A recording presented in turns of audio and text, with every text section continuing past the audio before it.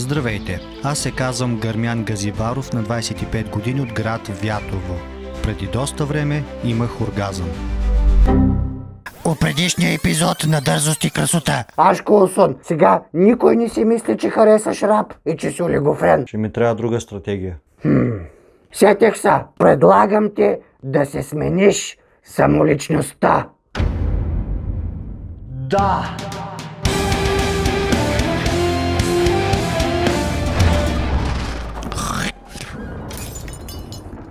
Така, преди да започнем твоята трансформация, първо трябва да свърша нещо.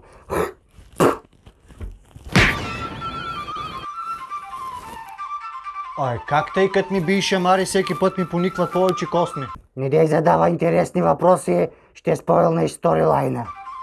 Сега, докато ти сменяме самоличността, ще трябва да променим възприятието на хората. Ко? Значи не можем да променим мнението на хората, които са си изградили за тебе, че си олигофрен. Затова ще променим значението на думата олигофрен и от сега нататък олигофрен ще означава нещо позитивно. Добре, значи първо трябва да си измисля ново име. Да, ама ще трябва да се римува с Иван, защото иначе си тъп и ще го забравиш. Илиян, Таркан, Тарзан, Чобан, Дартанян, Наврян, Исран, Хасмукарян, Котлен камък, Ауспух. Репичка. Ти нормален ли си, каква репичка? Охо, ей, Сокерес, добре ли си, бе? Сетих се. Ще се казвам Гърмян. По-тъпо не можа ли да измислиш? Даже знам каква ще ми е фамилията. Дори няма да питам. Гърмян Газибаров. Тая олигофренска маска, току-що ти я уших. Тая маска ти дава всичките качества на олигофрен, буства ти жизнените точки на 1000 и те прави по-умен.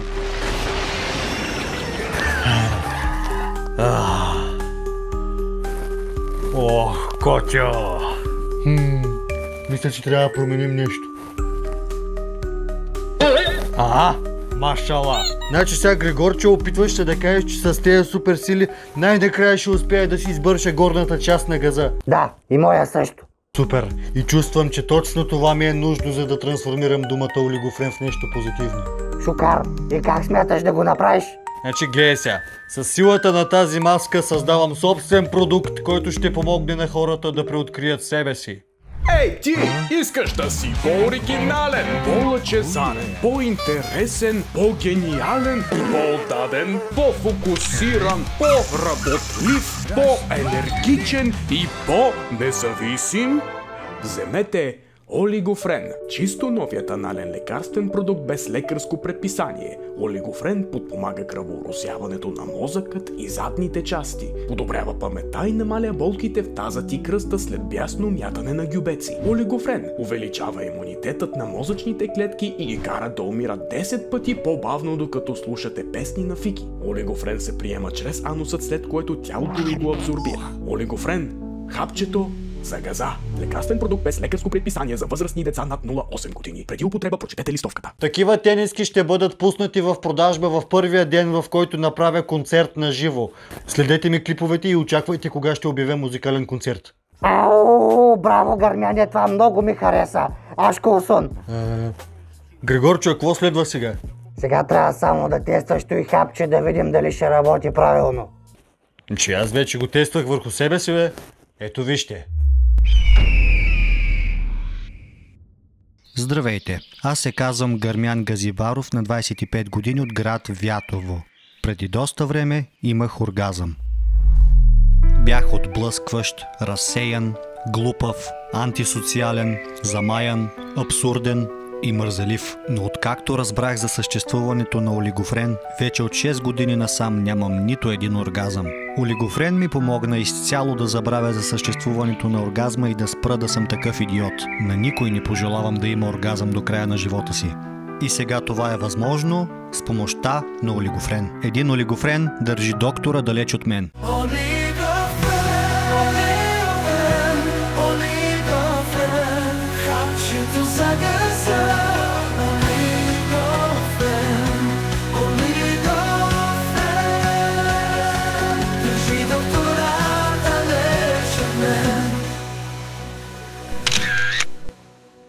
Пешо, доктора е много секси.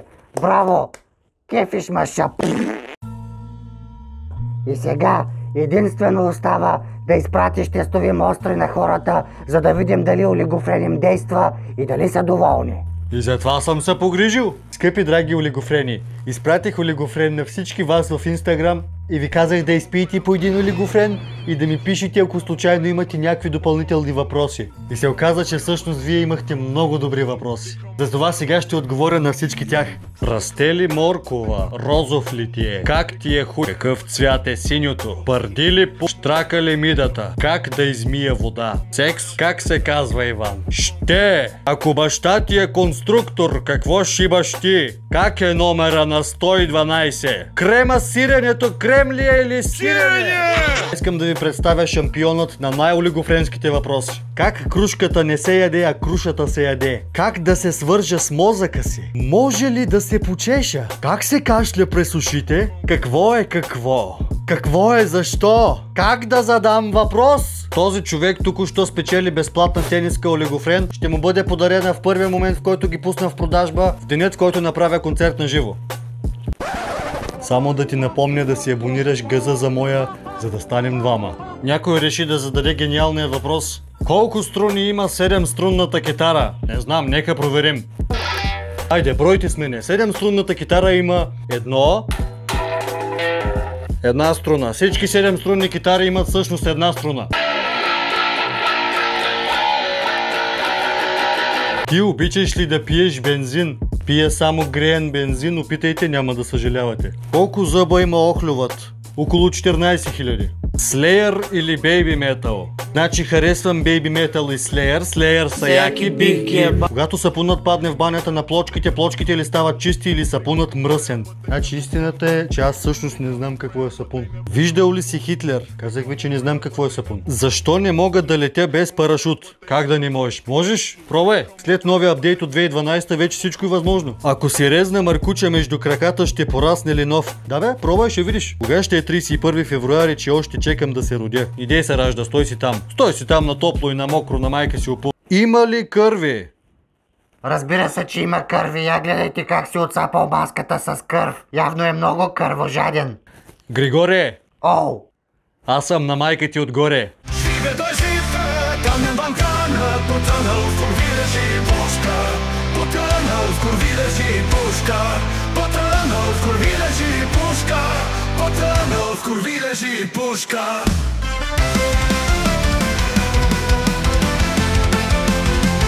Пълната версия на тая малката песничка е в Patreon, плюс още 3 други бонус такива песнички, на който му е интересно да заповяда в Patreon. Запалена коса или запалена брада?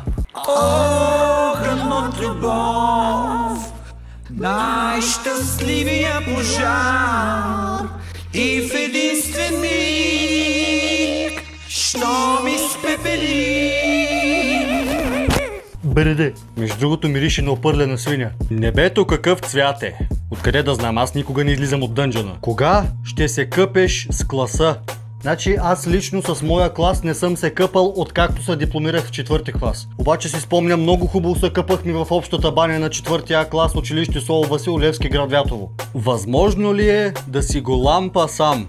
Да, разбира се. Просто трябва да правиш ето тези упражнения за разтягане всеки ден и ще си достигнеш целта, колкото и малка да е тя. Защо ядем, ако пак ще огладнеем? Това е същия въпрос като защо гледаме клиповете на Иван Загаров, като пак ще поумнеем. Бричият, моля ти се, помогни ми как да ти задам въпрос, като нямам Инстаграм.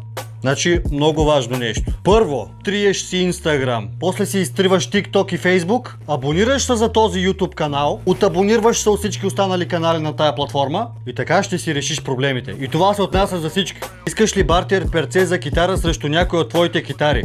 Да, интересен факт. Ето тази китара ще бъде подарена на един от вас денят, в който направя концерт на живо. Тази китара ще отиде в ръцете на някой от публиката. Демек на някой от вас. Така че очаквайте този ден и не го пропускайте. И искам само да ви напомня, че тази китара е благодарение на всички пейтриани, защото всичките пари от Patreon отиват за такива неща. Целта на Patreon е чрез раздаването на колкото се може повече музикални инструменти на хора да развиваме българската музикална култура до възможно най-високи нива и да спрете да се оплаквате, че в България е имало само тъпа музика и чалга. Ако е краставица, да е дебела или тънка, зависи колко ти е тесен домата. Кога ще си направиш политическа партия?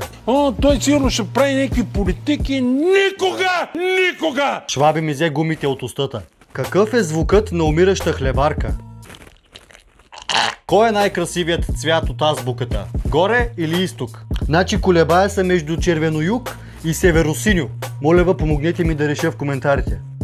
Брат, ти да не си фен на Локо Пловдив. Моля ви хора, спрете да сте расисти. Има разлика между това и това. Както ви казах, никога не си излизам от дънжена. Даже не знам какво е Локо. Жабите от задника ли излизат или от пъпа? Поне моите жаби излизат от газа. И сега, драги мои олигофрени, дойде време за възможно най-олигофренският, най-малумен въпрос, който може да съществува на тая планета. Как да изкарвам пари, занимавайки се с музика?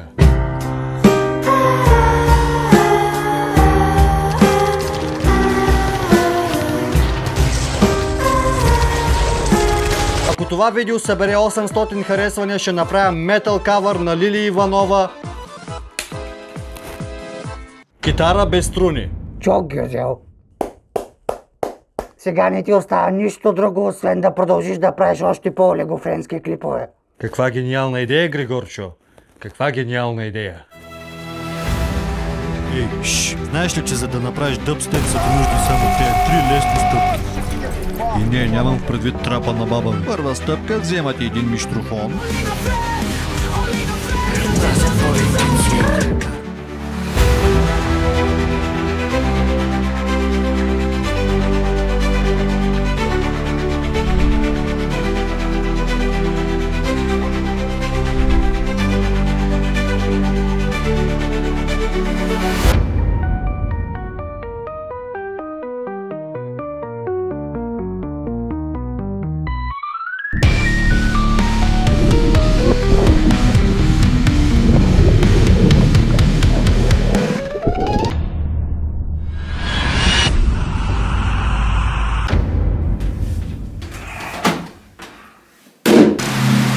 Ексклузивно в Patreon. Ще видите.